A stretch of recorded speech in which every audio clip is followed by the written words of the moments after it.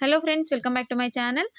ಈ ಒಂದು ವಿಡಿಯೋದಲ್ಲಿ ನಾನು ಸರ್ಕಾರದ ಕಡೆಯಿಂದ ಉಚಿತವಾಗಿ ಹೊಲಿಗೆ ಯಂತ್ರ ಟೈಲರಿಂಗ್ ಮಿಷಿನ್ ಕೊಡ್ತಿದ್ದಾರೆ. ಕಂಪ್ಲೀಟ್ ಫ್ರೀ ಇರುತ್ತೆ. ಹೇಗೆ ಅಪ್ಲಿಕೇಶನ್ ಹಾಕೋದು, ಯಾರು ಅಪ್ಲಿಕೇಶನ್ ಹಾಕ್ಬೋದು, ಡಾಕ್ಯುಮೆಂಟ್ಸ್ ಏನು ಬೇಕಾಗುತ್ತೆ, ಲಾಸ್ಟ್ ಡೇಟ್ ಏನು, ಕಂಪ್ಲೀಟ್ ಇನ್ಫಾರ್ಮೇಷನ್ ತಿಳಿಸ್ಕೊಡ್ತೀನಿ. ನೀವೇನಾದರೂ ಮೊದಲನೇ ಬಾರಿ ನನ್ನ ಚಾನಲ್ ನೋಡ್ತಿದ್ರೆ ಸಬ್ಸ್ಕ್ರೈಬ್ ಮಾಡ್ಕೊಂಡಿಲ್ಲ ಅಂದರೆ ದಯವಿಟ್ಟು ಸಬ್ಸ್ಕ್ರೈಬ್ ಮಾಡ್ಕೊಳ್ಳಿ.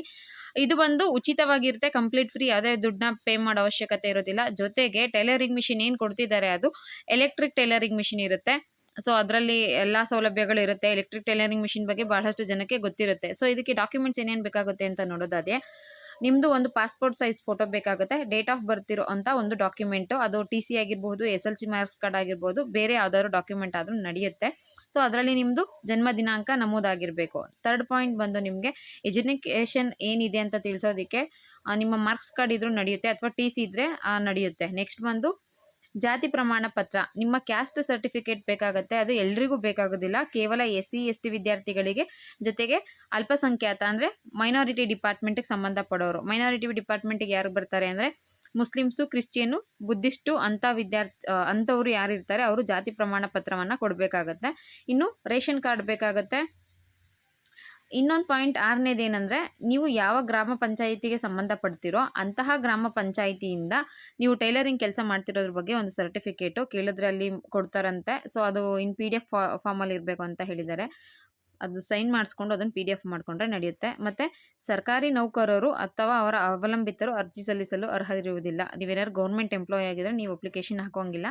ಮತ್ತು ನಿಮ್ಮ ಮನೇಲಿ ಯಾರಾದರೂ ಗೌರ್ಮೆಂಟ್ ಎಂಪ್ಲಾಯಿ ಇದ್ದರೂ ಕೂಡ ನೀವು ಅಪ್ಲಿಕೇಶನ್ ಹಾಕೋದಕ್ಕಾಗೋದಿಲ್ಲ. ಯಾಕಂದರೆ ಸರ್ಕಾರಿ ನೌಕರರು ನಿಮ್ಮ ಮನೇಲಿ ಇರ್ತಾರೆ ಅಂದರೆ ನೀವೇ ಅವ್ರನ್ನ ಅವಲಂಬಿಸಿರ್ತೀರ. ಇನ್ನು ಆನ್ಲೈನ್ ಅಪ್ಲಿಕೇಶನ್ ಹಾಕೋದಕ್ಕೆ ಕೊನೆಯ ದಿನಾಂಕ ಬಂದು ಜುಲೈ 31 ಇರುತ್ತೆ. ಲಿಂಕ್ ನಾನು ಡಿಸ್ಕ್ರಿಪ್ಷನ್ ಬಾಕ್ಸಲ್ಲಿ ಹಾಕಿರ್ತೀನಿ. ಆ ಲಿಂಕ್ ಮೇಲೆ ಕ್ಲಿಕ್ ಮಾಡಿದ್ರೆ ಈ ಥರ ಒಂದು ಪೇಜ್ ಓಪನ್ ಆಗುತ್ತೆ. ಇಲ್ಲಿ ನೀವು ಯಾವ ಡಿಸ್ಟಿಕ್ಗೆ ಅರ್ಜಿ ಸಲ್ಲಿಸ್ತಿದ್ದೀರಾ ಅದನ್ನು ಸೆಲೆಕ್ಷನ್ ಮಾಡ್ಕೊಳ್ಳಿ. ಪ್ರಸ್ತುತವಾಗಿ ಚಿಕ್ಕಬಳ್ಳಾಪುರ ಒಂದಿದೆ. ಸೊ ಲಾಸ್ಟ್ ಡೇಟ್ ಕೊಟ್ಟಿದ್ದಾರೆ ನೋಡಿ, ಜುಲೈ 31. ತಾಲೂಕು ಸೆಲೆಕ್ಷನ್ ಮಾಡ್ಕೊಳ್ಳಿ, ನಿಮ್ಮ ನೇಮ್ ಸೆಲೆಕ್ಷನ್ ಮಾಡ್ಕೊಳ್ಳಿ. ನಿಮ್ಮ ನೇಮ್ನ ನೀವೇ ಎಂಟ್ರಿ ಮಾಡಬೇಕು. ನಿಮ್ಮ ತಂದೆ ತಾಯಿ ಅಥವಾ ಗಂಡನ ಹೆಸರು ಹಾಕಬಹುದು.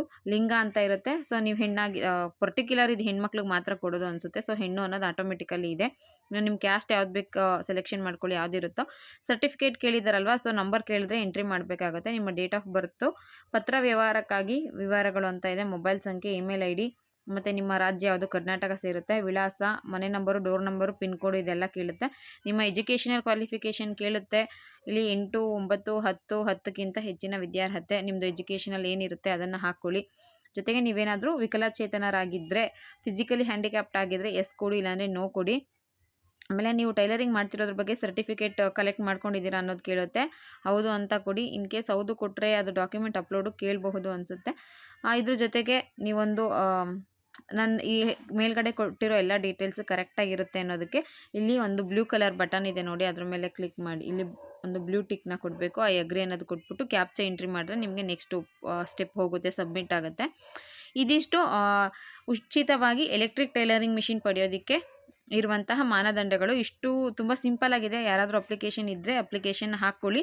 ಪ್ರಸ್ತುತವಾಗಿ ಇದು ಚಿಕ್ಕಬಳ್ಳಾಪುರ ಡಿಸ್ಟಿಕಲ್ಲಿ ಓಪನ್ ಇರೋದು. ಚಿಕ್ಕಬಳ್ಳಾಪುರ ಡಿಸ್ಟಿಕ್ ಅವರು ಯಾರಾದರೂ ಇದ್ದರೆ ಅಪ್ಲಿಕೇಶನ್ನ ಸಲ್ಲಿಸ್ಕೊಳ್ಳಿ ಅಂತ ಹೇಳ್ತಾ ವಿಡಿಯೋ ಇಲ್ಲಿಗೆ ಮುಗಿಸ್ತಾ ಇದ್ದೀನಿ. ಇದೇ ರೀತಿಯ ಮಾಹಿತಿಗೋಸ್ಕರ ನನ್ನ ಚಾನಲ್ನ ಮಿಸ್ ಮಾಡದೆ ಸಬ್ಸ್ಕ್ರೈಬ್ ಮಾಡ್ಕೊಳ್ಳಿ, ಮತ್ತು ಒಂದು ಲೈಕ್ ಮಾಡೋದನ್ನ ಮರಿಬೇಡಿ. Thank you for watching friends.